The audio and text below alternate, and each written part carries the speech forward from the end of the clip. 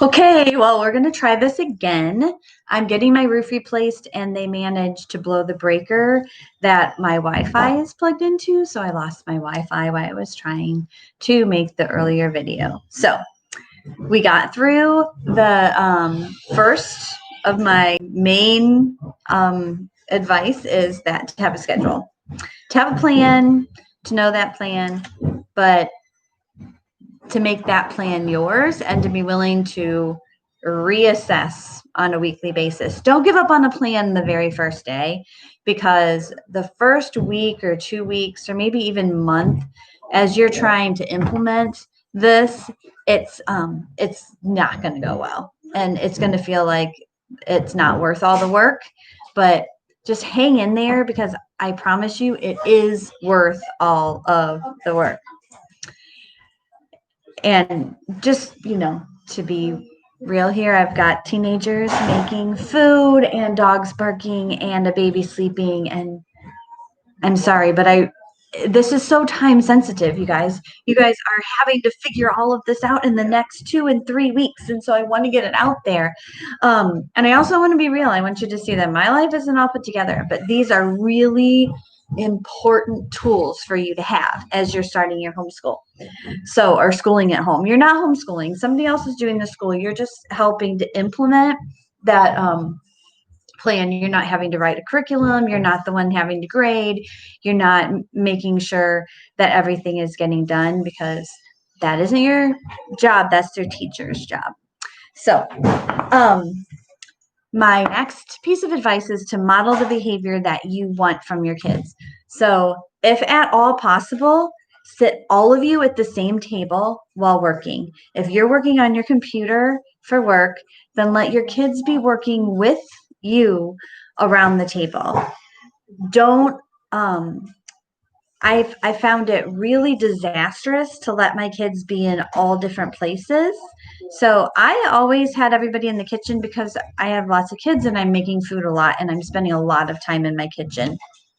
Um, just because that's life. I'm either making food or cleaning up after a meal. But for you to have a place where all of you are working together, unless of course you're on a video conference or you're doing some, live chat or whatever. And then it's fine to say, hey guys, it's time that you guys have to be really quiet for mom. I'm going to go in the other room. You might be sitting on the floor of your closet, hiding. I don't know what you have to do. I'm sure your lives are crazy when you're having to do actual live conferences with people. So that is one. I've got my trusty cheat sheet because I keep on forgetting things. So your kids are going to get frustrated. This isn't normal, and they're not going to understand how to do their math or their English assignment or whatever it is, and frustrations are going to arise. And once your child has tried to work on a problem individually for 10 to 20 minutes, depending on their age, then give them some time to step away from that problem, to kind of debrief and then come back to it. And remember that you are not your child's full-time teacher, that they are expected to work independently, and that they do that in their classrooms too. There is a lot of independent work time in their classroom. So it is perfectly acceptable to expect your children to work independently, unless of course you have maybe a kindergartner who can't read or something like that. But even then, there are lots of resources that your kids can have to work independently. Okay. Third, do not let your children have any kind of device other than the device that they're doing their homework on until all homework is done. No television, no iPad, no games, nothing. Because what happens to our brain when we play a game or we watch television is that it gets lazy. And once we've connected our brain into that entertainment mode, then it's really difficult to go back into concentration think mode. So it might only take your child an hour or 2 hours to do the work that's assigned to them. there's a lot of time wasted in schools. So if you have a kindergartner or first grader or even second grader, it's very conceivable that they can be done in 3 hours. But school hours should be learning hours. So here are some of my go-tos for educating my kids without a book and without having to sit right next to them and making them do work. So my favorite is PBS, especially with little kids.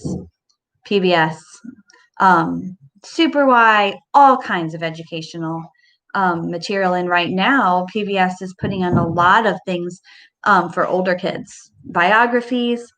Also, Netflix, Hulu, they all have a ton of historical documentaries. So if you need to work and your kids are tired or frustrated or they're just done with their work for the day, fill that space up with educational things. So how many hours they're supposed to be at school, I would suggest having your kids do school type activities. It can be an art project. It can be learning a skill on their computer, whether it's typing or editing or whatever they want to be learning. It can be reading. If your kid's a reader and they want to read, 4 novels a week, that's great. If your child isn't reading yet, one of my favorite tools is books on audiobooks. So that you can put their little earbuds on and they can sit and actually feel like they're reading a book, even if they don't have the skill of reading yet. There are all kinds of tools at the library online for your kids to do reading. But the most important part of that is that school time isn't time to be on games and to be entertained. School time is to be learning, but learning doesn't necessarily mean sitting down with paper and pencil and writing out math facts or looking at the computer for their schoolwork. There are lots of other ways to be educational. Tip number 4, or I don't know what I'm on. You have a schedule. Make sure that there's a break in there about every 2 hours.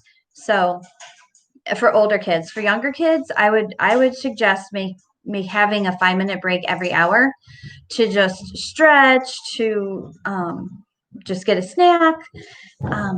That's have healthy snacks at where they can reach them, so that you're not constantly being interrupted. To mom, I want a snack. Have healthy snacks available, and let them get their own snacks and water. Another tip: have each kid have a cup with a straw and a lid, and make that their cup all day, every day. So that, number one, you're not cleaning 1,000 cups, because when your kids are at home, your house gets trashed constantly, all the time, no matter what you do. Yeah. So paper plates, if you have lots of kids, paper plates are your best friend. I know that's not, green or whatever, but if you have lots of kids and you're trying to work, paper plates are your friend. But also a cup with a lid, because most of your kids are on computers, right? So to have a cup with a lid protects the device, but it also protects you from doing 700,000 cups in the washer every day. So just little tiny tips. Know that your kids are going to need you, and as much as you can, schedule that in. So make sure they know, okay, this 45 minutes, we're all working independently. And then when that is over, mommy's going to give you 10 minutes of time to help you figure something out if you haven't been able to figure it out yet. So that's another thing. You're not your child's private tutor. Meet frustration with understanding in 5 minutes. What I have seen happen, what has happened with me, is that when my child is frustrated, then I get frustrated, and then the frustration ramps up and it gets more and more and more, and it's not helpful for anybody. So if a child is completely melting down and doesn't understand something, give them some time off.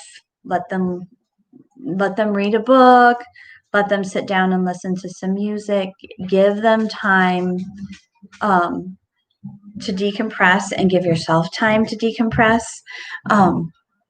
Sometimes if there's a problem that they just don't understand, we have all kinds of resources, right? You can look it up on YouTube, Khan Academy. We have friends. There are all kinds of resources. So you are not the only one that needs to figure out this problem for your child. And you need to let your child figure out the problem for a while. Let them struggle with it, because really the best thing you can do for a kid, for what best things we can do for our children, is help them learn how to solve problems. And this is a situation where it's going to be different and there are problems. And so help them to meet that frustration and meet that problem in a way where they are a problem solver. And they're not just looking to you to solve that problem, because it's not your problem to solve, it's theirs. And you can be their coach and their cheerleader, but you don't need to be their private tutor. And you don't need to be their rescuer. It's okay for your kids to struggle. And they're going to, because this is different. And so are you. But don't give up. Continue to reassess and revamp. I'm going to put up some examples of schedules that I've used throughout the years in the next couple days that might help you, and it might not. But I just want to give you sort of some examples of what did work for us in different stages of life. There were times when I had some kids in public school and were homeschooling some. So I've had, with international adoptions, had lots of paperwork that needed to be done, watching other people's kids. So life just changes, right? And your life is going to change depending on a million different things, on how Corona, whether school is in or out or half or whatever, whether we're in red or green. Or the only thing we know for sure about this year is that we know nothing for sure about this year. And so, but that doesn't mean that we just have to be thrown by the waves. If we can create as much of a consistency and calmness within our own sphere, that's going to help our kids to be able to handle all the other things that are hard and different and not quite what they would want them to be. So we as moms, just creating an atmosphere in our home that promotes peace and self-reflection and a schedule, just a rhythm. I guess that's a huge thing, is having a rhythm set in your home, whether that means everybody's up at 7 and eats breakfast and you have classical music playing, or whether that means you work until 10 and then you wake everybody up and then they start their school day, or whether that means you do school with your kids and then you work at night when your husband gets home from 7 until 2 a.m. and then let your kids sleep in for a little bit. You have to figure out what works for you, and then you need to implement that. Yay! Mom, are you done? I'm coming. I'm sorry. You need to sign.